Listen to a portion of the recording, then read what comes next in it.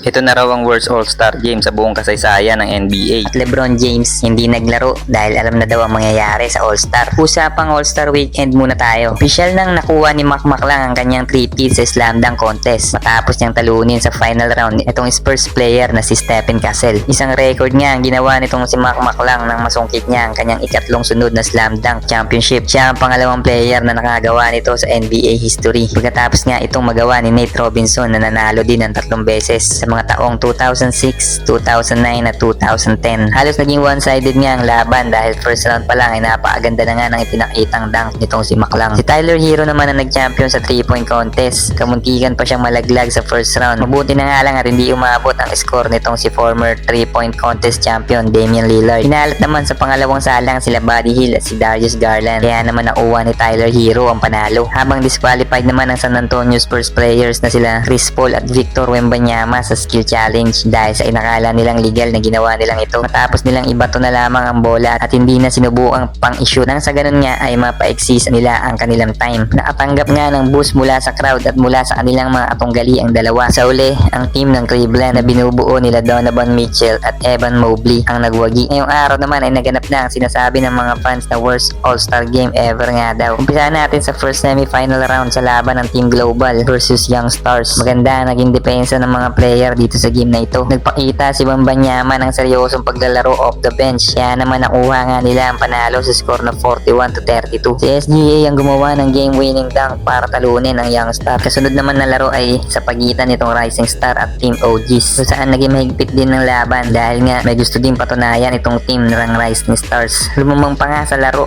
itong team ng Rising Stars pero sa uli ay tinapos ni Damian Lillard ang laro sa pamamagitan ng isang long range 3-point shot sa score na 42-35 dahil nga sa panalong iyan ay kasado na nga ang laban ng Team Global at Team OG sa All-Star Final. Sa final game naman ay mabilis na 11-0 run ang ginawa ng Team OGs. Sa pangunguna yan ni Jason Tatum, nagpaula ng 3-point shot itong si Stephen Curry kasama ang isang half-court 3-point shot na nagpabuhay sa crowd dahil nga sa magandang nilaro ng Team OGs. Sila nga ang tinanghal na All-Star Champion sa score na 41-25. Naging one-sided game ang nangyari at dahil sa magandang nilaro ni Stephen Curry sa buong mini tournament na ito ay siya nga ang nakakuha nitong All-Star MVP. Hindi nga naglaro itong si LeBron James na ikinainis naman ng mga fans dahil last minute na nga nang sabihin ni LeBron James ang kanyang iniindang injury kaya naman wala siyang naging kapalit sa game. Nagalit tuloy ang mga fans dito kay LBJ. Pero kung titignan kasi natin ay mukhang alam na nga ni LeBron ang mangyayari dito sa All-Star event na ito. Madami kasi mga insider ang nagsabi na ito na nga daw ang pinakamalalang All-Star event sa kasaysayan. Pero hindi naman daw dahil sa game. Ito ay dahil nga daw dito sa sobrang dami ng advertisement. Halos every 5 minutes kasi ay may commercial break na umaabot ng 15 minutes. Kahit sino naman siguro maiinis dito. Pati kasi itong mga players ay nawawala sa momentum nila sa laro dahil sa haba ng commercial. Anong masasabi nyo tungkol dito? Maaari kayong magkomento sa ibaba ng video na ito. Huwag nyo sanang kalimutang i-like ang video na ito at mag-follow na din para sa iba pang basketball updates. Maraming salamat sa suporta.